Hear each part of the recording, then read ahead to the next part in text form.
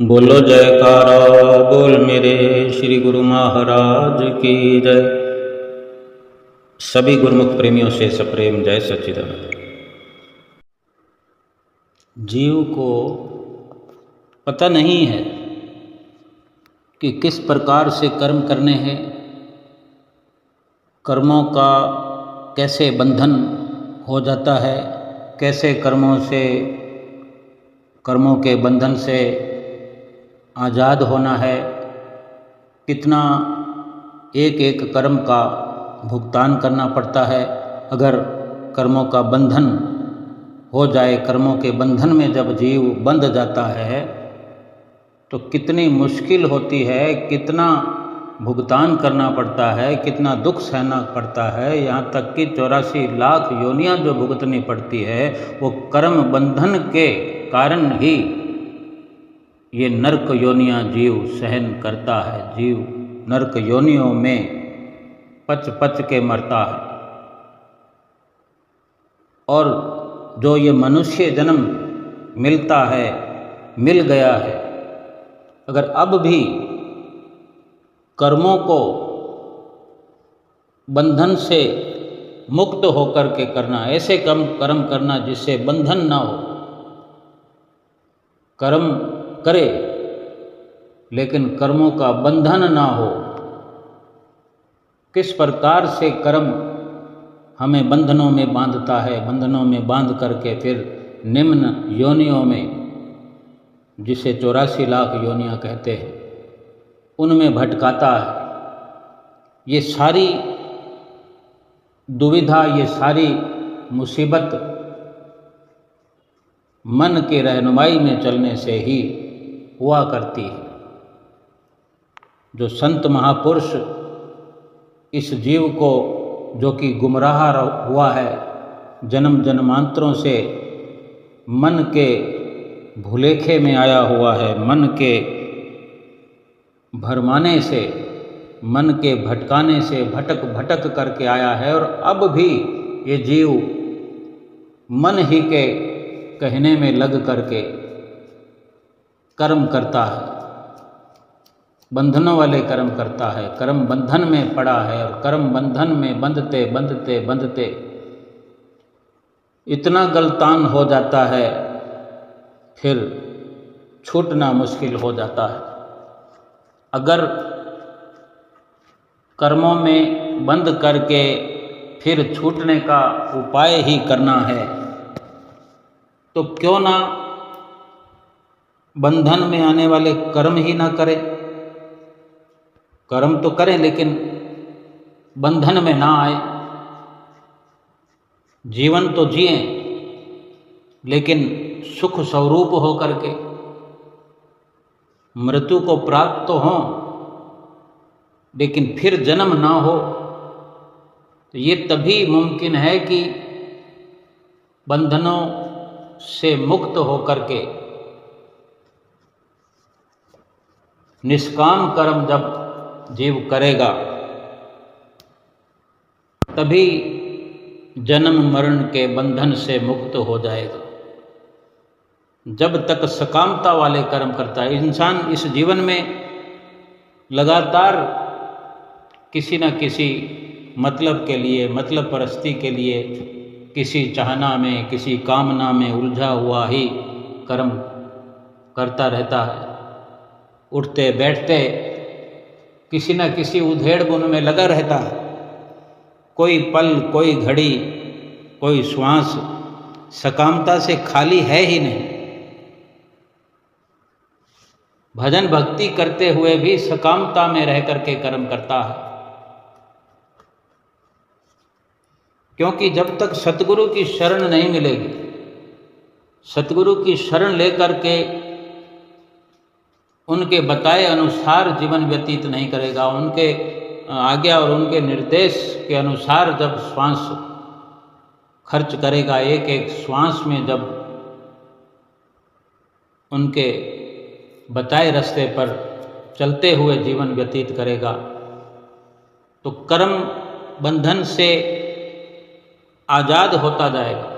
कर्म करेगा लेकिन बंधन में नहीं बंधेगा, क्योंकि ये सतगुरु ही इस जीव को ऐसा विवेक देते हैं, ऐसा ज्ञान देते हैं, ऐसी समझ देते हैं कि सभी कुछ व्यवहार वही का वही करना, घर परिवार में रहना है, बाल बच्चों का लालन पालन करना है, अच्छे से अच्छा करना है, दुकानदारी करनी है, काम धंधा करना है, रुपया पैसा कमाना है, अपने शरीर की खोज खबर लेते रहना है, शरीर को सुख आराम करने के लिए भी जतन करना है, सारा कुछ वही का वही करना। खान पान पहरान किसी प्रकार का परहेज संत महापुरुष नहीं बताते, बल्कि उन सब को करते हुए उनमें लिप्त होने से मनाही है कि उनमें रमना नहीं है, उनकी कामना नहीं करनी है। खाना खाना है तो शरीर की ज़रूरत है, अपनी श्रद्धा के अनुसार, अपने सामर्थ्य के अनुसार जो कुछ भी कुदरत ने रचना हमारे जीवन में हमारे लिए रचाई है, हमारे प्रारब्ध को जो हमारे आगे धर दिया है, उसका सदुपयोग करते हुए सभी कुछ वो निर्वाह करना है। चाहे पहनना हो, चाहे खाना हो, उठना बैठना हो, गाड़ी बंगला, जो कुछ भी कुदरत ने हमारे लिए नियुक्त किया है, उसको सबको भोगते हुए उनमें किसी प्रकार की लिप्तता नहीं होनी चाहिए, उनका स्मरण नहीं होना चाहिए, उनकी लालसा नहीं होनी चाहिए, उनका मोहताज बन करके इस दुनिया में नहीं रहना है, उनकी चिंता नहीं करनी, उनका फिक्र नहीं करना,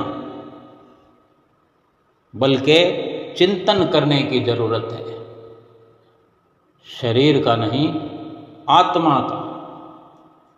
आत्मा के लिए विचार करना है, आत्मा के लिए सोचना है, और जो कर्म करके आए हैं, जो पिछले जीवन में कर्म हमसे होते रहे,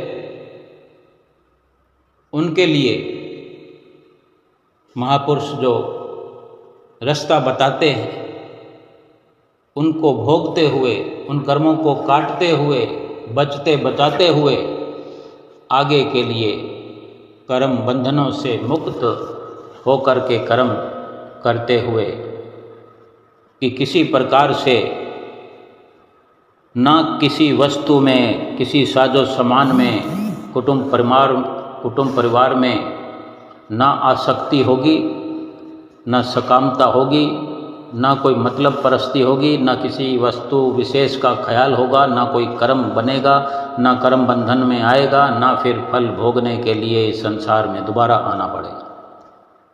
हमेशा हमेशा के लिए जन्म मरण से छुट्टी, बस यही जीवन का लक्ष्य हो, तभी जीवन सार्थक हो सकता है। हम देख सकते हैं कि कर्मों के बंधन में बंधे हुए हम इस दुनिया के अंदर कितने दुखी हो रहे हैं।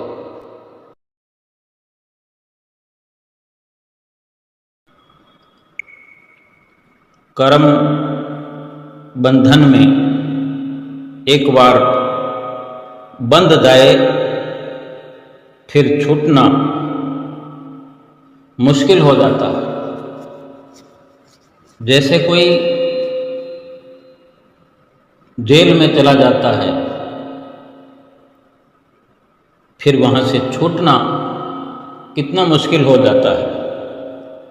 अदालत में जाना पड़ता है, वकील करना पड़ता है, फिर छूटने के कितने उपाय करने पड़ते हैं, और सजा भुगतते भुगतते कैसी हालत हो जाती है। बेशक छूट जाए, लेकिन सबसे अच्छा तो यही कि कर्मों के बंधन में ही ना पड़े। और अगर अवसर मिल जाए, कोई समझाने वाला मिल जाए, कि इस प्रकार से व्यवहार करने से, इस प्रकार जीवन व्यतीत करने से कर्मों का बंधन नहीं होता, तो ये कितना अच्छा अवसर होता है कि कर्मों के बंधन में इंसान पड़े ही ना। और अगर भूलवश कर्मों के बंधन में आ चुके हैं, उसके लिए भी अगर युक्ति बताई जाए, तरीका और रास्ता बताया जाए कि इस प्रकार से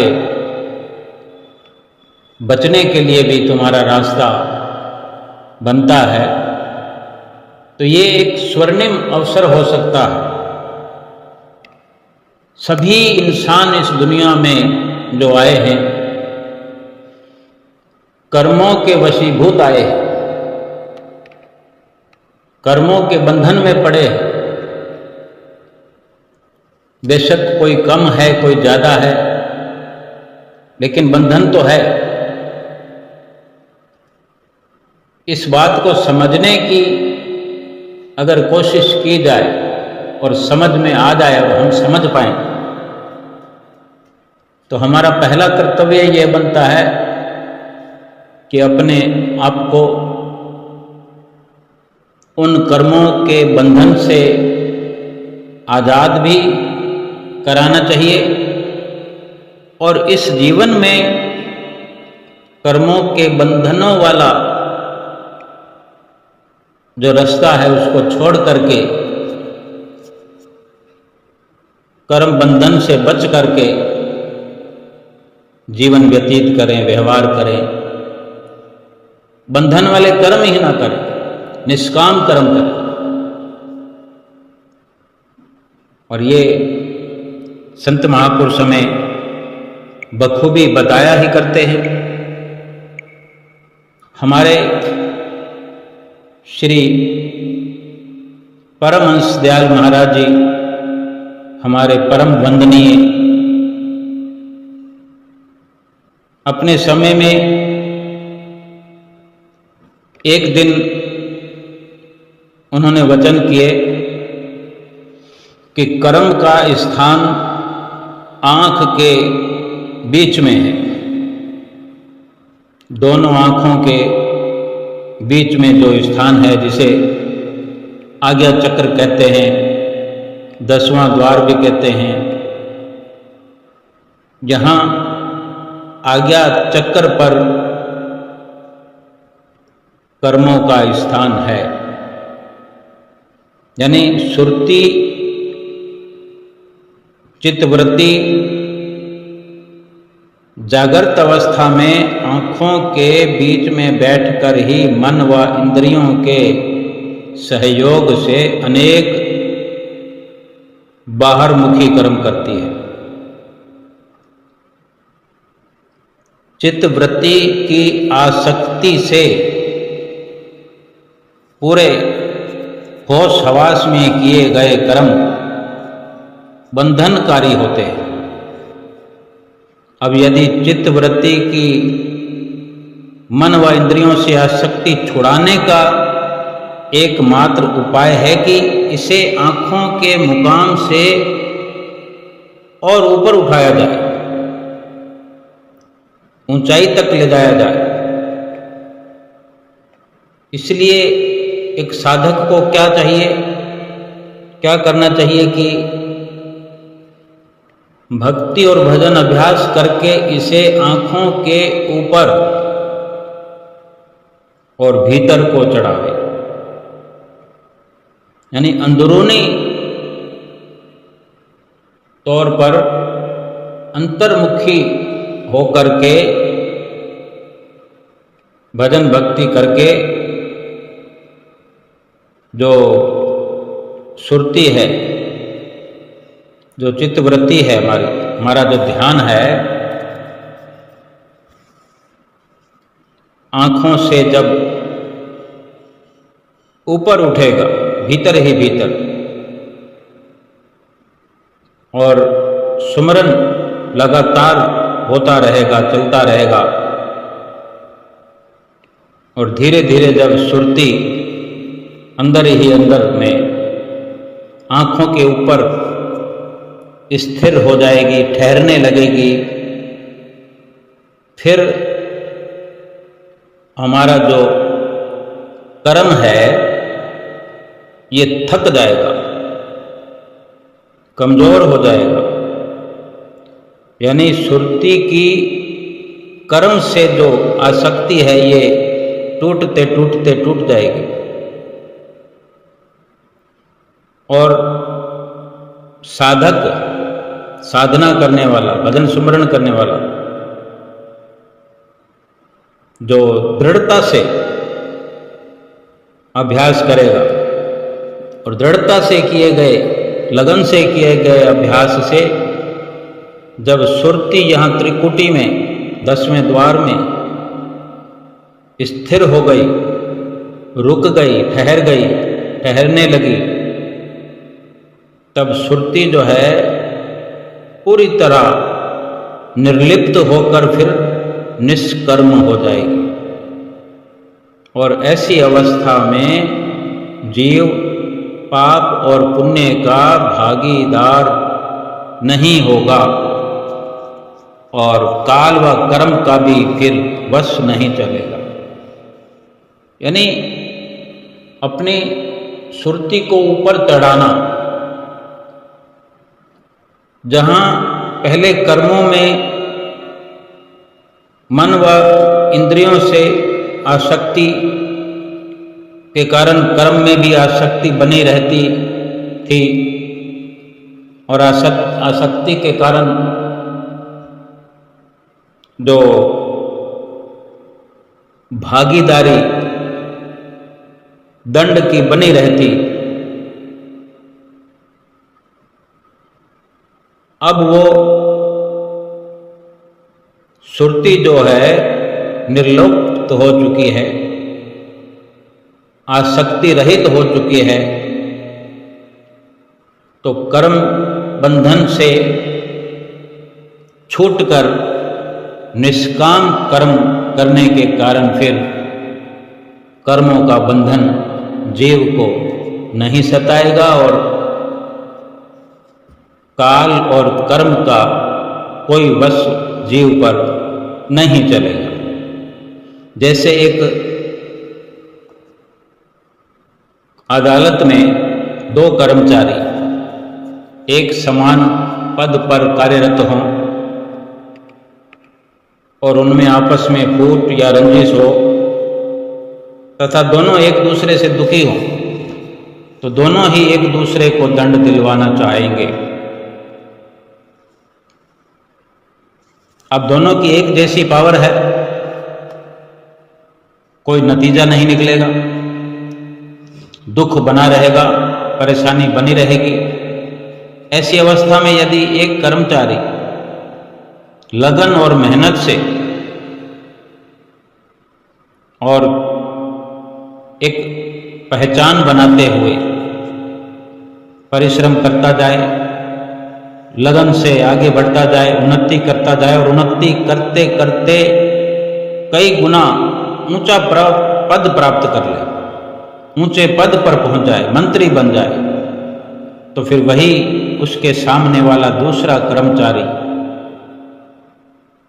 बहुत कमजोर सा नजर आएगा, फिर उसका वश नहीं चलेगा, फिर वो उसे हराना गिराना छोड़ करके बल्कि उसके आगे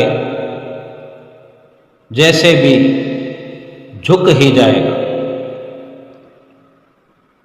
नौकरी के दौरान उसके द्वारा किए हुए अपराध की भी अब कौन सजा देने आएगा? जो अपने आप को इतना ऊंचाई पर ले गया, जो अपने आप को इतना ऊंचाई पर ले जाता है, उस ऊंचे पद वाले को नीचे पद वाला पहले से ही अगर कोई समस्या थी गई तो क्या अब मुकाबला कर सकेगा? उस ऊंचे पद पर जाने से फिर किसी का भी बस उस पर नहीं चलेगा। ठीक इसी प्रकार ही यदि हमारी सुरति, हमारा ध्यान, हमारा लगाव, हमारी चित्तवृत्ति भी आत्मिक कमाई करते हुए, रूहानी कमाई करते हुए, भजन अभ्यास करते हुए, भजन अभ्यास में तरक्की करते करते इस 10वें द्वार के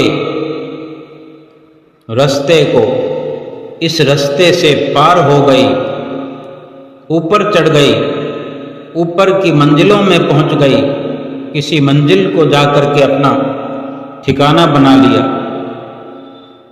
तो फिर काल और कर्म का वश इस पर कैसे चलेगा? कैसे काल और माया इसे दंड देंगे, जिनका ठिकाना वहां पर हो ही नहीं सकता, जो उस हद में पहुंच ही नहीं सकते।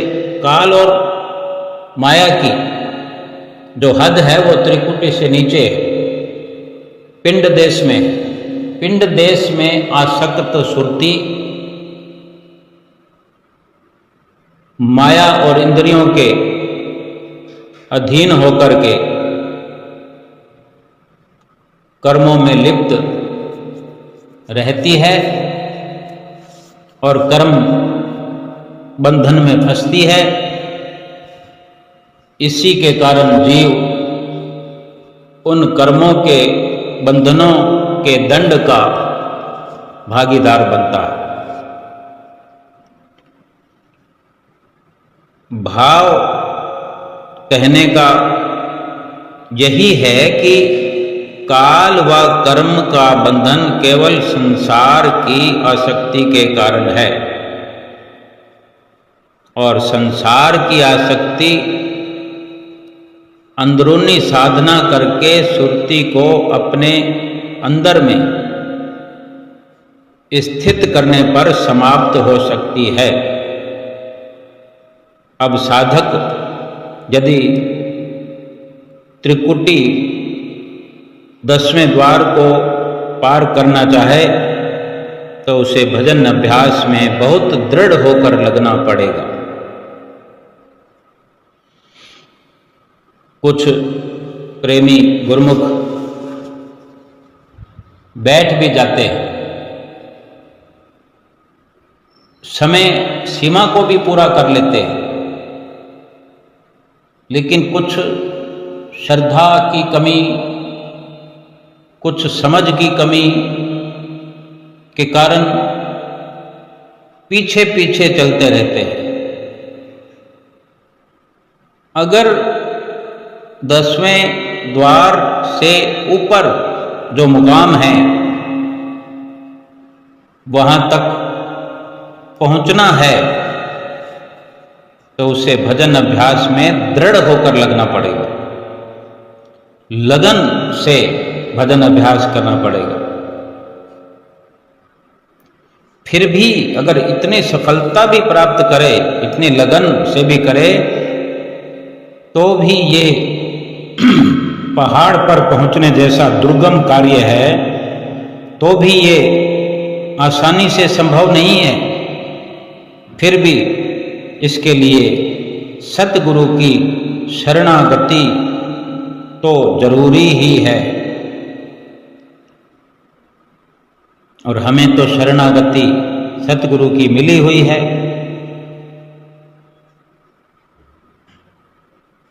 और आज्ञा के अनुसार हम सेवा भी करें, भक्ति भी करें, उनकी कृपा के पात्र बने।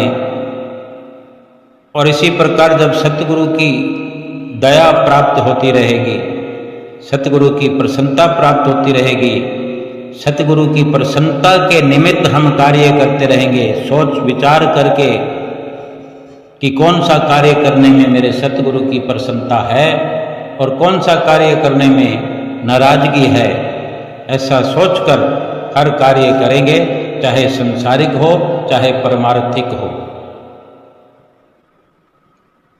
इस प्रकार से सतगुरु की निरंतर दया उतरने से हृदय जो है निर्मल हो जाएगा।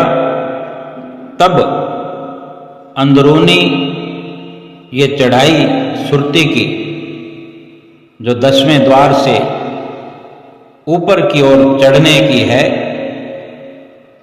ये मुकम्मल होने में आसानी हो जाएगी। इस बारे में संत चरणदास जी ने एक शब्द उच्चारण किया है, सतगुरु निजपुर धाम बसाए, जित के गए अमर हो बैठे, भवजल बहुर न आए। योगी योग युक्ति कर हारे, ध्यानी ध्यान लगावे, हरिजन गुरु की दया बिना, यों ही दृष्टि नहीं दर्शावे। पंडित मुंडित चुंडित ढूंढे, पढ़ सुन वेद पुराने, जासों वे सब पायो चाहे, सो वे नेत बखाने। जंगम यति तपी सन्यासी, सब ही दह दिस ध्यावे, सुरत निरत की जह गम नाही, वे कहो कैसे पावे। देश अटपटा बेगम नगरी, निगुरे राह न पाया, चरण दास सुखदेव गुरु ने कृपा कर पहुंचाया। यानी श्री सतगुरुदेव महाराज जी ने निज धाम की रचना रचाई है, जहां पर पहुंचने से आत्मा जो है अमर पद को प्राप्त कर लेती है और जन्म मरण के बंधन से मुक्त हो जाती है। सतगुरु ने जितना भी ये पसारा हमारे लिए, बाहर भी और भीतर भी, श्री आनंदपुर धाम निज धाम समझें, सतलोक समझें, वैकुंठ लोक समझें, जैसा भी समझें हमारे लिए वही बन जाएगा। और यही सब हमारे भीतर भी सतगुरु ने रचना रचाई है। कोई इंसान अपने आप तो जान नहीं सका, ना जान पाएगा। सब कुछ यहाँ संत चरणदास जी ने निश्चित कर दिया है कि पंडित सिर मुंडवा कर बैठते हैं, चोटी रख लेते हैं, वेद पुराण पढ़ते हैं, सुनते भी हैं, सुनाते भी हैं, लेकिन वे इसी से सब कुछ पाना चाहते हैं और इसी का ही प्रचार दूसरों को करते हैं। परंतु जब तक सतगुरु की शरण में ना जाया जाए, सतगुरु की शरण को हासिल ना किया जाए, तब तक तत्व ज्ञान को कोई भी नहीं समझ पाता। तपस्वी हो, सन्यासी हो, योगी हो, दसों दिशाओं में घूमते रहते हों, परंतु जहां सुरति और निरति दोनों नहीं पहुंच सकती, वहां वे कैसे पहुंच सकते हैं? निज देश में सतगुरु की कृपा के बिना कोई नहीं पहुंच सकते। सतगुरु ही भीतर के ये राज बताते हैं। योगी जन योग युक्ति से और ध्यानी ध्यान द्वारा बिना गुरु कृपा के आंतरिक दिव्य दृष्टि प्राप्त ही नहीं कर सकते। सब कुछ वे इस प्रकार की क्रियाएं करने में वो सफल है। शारीरिक तौर पर योग साधना, ध्यान लगाने की भी क्रिया, लेकिन सतगुरु का हाथ सिर पर जब तक नहीं होगा, सतगुरु की दया से जब तक दिव्य दृष्टि प्राप्त नहीं होगी, फिर चाहे सिर मुंडवा कर घूमते रहें, लंबी लंबी चोटियां रख लें, वेद पुराण पढ़ लें, सुना लें, इससे आत्मा का कल्याण नहीं हो सकता। जन्म मरण के बंधन से नहीं छूट सकते, क्योंकि सार तत्व की जब तक समझ नहीं आएगी, तब तक भीतर की ये चढ़ाइयाँ, ऊंचाइयाँ नहीं प्राप्त की जा सकती। बाहर के बाहर चाहे हम दसों दिशाओं में घूमते रहें, पूरी आयु समाप्त हो जाएगी। लेकिन जो कार्य सतगुरु का है वो सतगुरु ही करने में सक्षम है। ये भक्ति को पाना जो है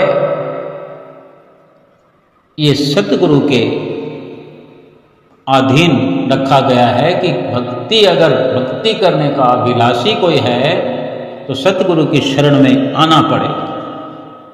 और भक्ति के किए बिना तो भगवान की प्राप्ति हो नहीं सकती, भक्ति किए बिना आत्मिक कल्याण नहीं हो सकता, और सतगुरु के पास आए बिना भक्ति मिल नहीं सकती। और सतगुरु मिल जाए, सतगुरु से भक्ति मिल जाए तो सब कुछ फिर सरल से सरल हो जाता है। फरमाते भी हैं कि भक्ति धन सतगुरु धनी, बख्श रहे दिन रैन, जो आवे चरनार में पावे सुख और चैन। ये भक्ति का धन जो है इसके धनी सतगुरु है। और हम समझते हैं कि हम सतगुरु के पास जाएं और भक्ति का धन ले आएं, वो सब युक्ति बताते हैं। आज्ञा के दायरे में रहना हमें सिखाते हैं, और जो नियम हमें समझाते हैं, जिन नियमों पर चलना सिखाते हैं, हिदायत करते हैं,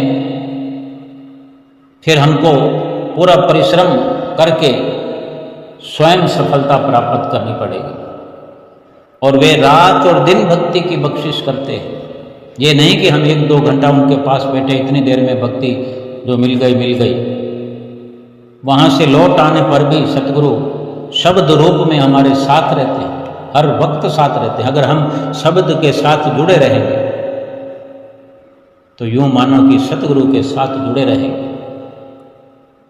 जितना शब्द की कमाई करेंगे उतनी भक्ति हमें सतगुरु के आशीर्वाद से प्राप्त होती रहेगी पल पल करके, रात और दिन।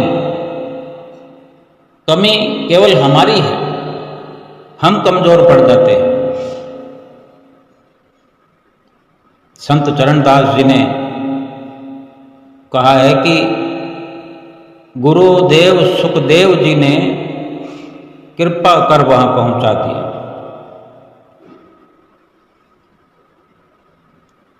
कि जो भी पहुंचा है मुकाम पर, जिसने भी अपनी रूह का कल्याण किया है, आत्मा का कल्याण किया है, सतगुरु की शरण में आने से ही ये संभव हुआ है। और सतगुरु की शरण में आने से ही संभव होगा अमर पद को प्राप्त करना और जन्म मरण से मुक्त हो जाना। भीतर ही भीतर ये सारी कार्रवाई होनी है। किसी को कानों कान खबर भी नहीं होता। अगर बाहर का सफ़र हम करते हैं, हम आनंदपुर भी जाते हैं, प्रयागधाम भी जाते हैं, तो हल्ला हो जाता है, गली मोहल्ले में हल्ला हो जाता है, रिश्तेदारों में बात पहुंच जाती है। घर परिवार तो छोड़ो, दूर दूर तक, कई किलोमीटरों तक, सैकड़ों किलोमीटर तक भी अगर हमारे पहचान वाले होते हैं तो उन्हें पता लग जाता है कि भगत जी अनंतपुर गए हैं, भगत जी प्रयागधाम गए हैं। और वहाँ जहाँ पहुँचते हैं अनंतपुर में, प्रयागधाम में, तो वहाँ भी पहचान वालों को पता लग जाता है कि भगत जी फलानी जगह से आए हैं। अब भक्ति कितनी प्राप्त होती है ये तो समझने का या जांच का विषय है कि हम कितना प्राप्त कर सकते हैं। लेकिन भक्ति जब भी प्राप्त होती है अंदर से प्राप्त होती है। मुकाम पर जब भी पहुंचा जाएगा अंदर से पहुंचा जाएगा। ये बाहरी शरीर का सफ़र है, ये सीखने सिखाने के लिए। लेकिन आत्मा के कल्याण के लिए जो मुकाम हासिल करना है वो भीतर ही भीतर हासिल किया जाएगा। किसी को कानों कान खबर भी नहीं होगी, इतना तक कि हमें खुद को भी पता नहीं चलेगा कि हम कब और किस प्रकार पहुंच गए। खुद को भी पता ना लगना चाहिए और ना लगे। जब तक पता लगता है तब तक हम पहुंचने का प्रयास करते रहते हैं। जब पहुंचते पहुंचते कुछ रंग आने लगता है, असर होने लगता है, और उस वायुमंडल में पहुंचते हैं, उस जगह, उस ठिकाने के नज़दीक पहुंचने मात्र से ही जब ये हृदय निर्मल हो जाता है और अंदरूनी चढ़ाई जब मुकाम तक पहुंचने लगती है, सतगुरु के बताए हुए निज धाम में, वहां पर पहुंचने का जो लाभ है, फिर जिह्वा के वर्णन में नहीं आता, नहीं आएगा, क्योंकि वहां पर सब कुछ निष्क्रिय हो जाता है।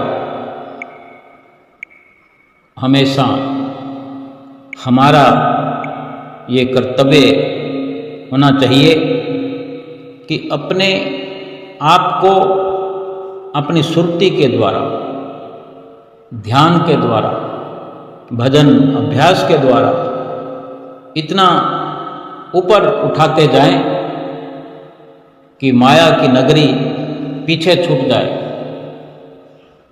परमात्मा का जो निज धाम है, जो आत्मा का निज घर है, उसमें आत्मा की रसाई हो जाए, आत्मा अपने असली घर में, असली ठिकाने में पहुंच जाए। और ये एक प्रकार से निश्चित हो गया कि पिछले जन्मों के जितने भी कर्मों के बंधन थे, वो सब के सब जल कर भस्म हो गए और अंतःकरण साफ हुआ। और साफ अंतःकरण हो जाने के कारण से ये स्थिति पैदा हुई और आंतरिक साधना करके सुरती अपने अंदर में स्थित हुई और त्रिकुटी से ऊपर चल के अपने निज धाम में पहुंच करके परमात्मा के साथ एकाकार हुई। और फिर सब कुछ खत्म,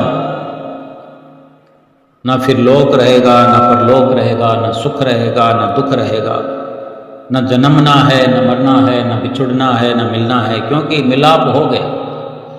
एक बार आत्मा का परमात्मा से मिलाप हो जाए, ऐसा यत्न हम करते चले, अपनी सुरती को बार बार शब्द के साथ लीन करके ऊपर उठाते चले, बार बार 10वें द्वार पर सुरती को स्थित करते हुए फिर इसके ऊपर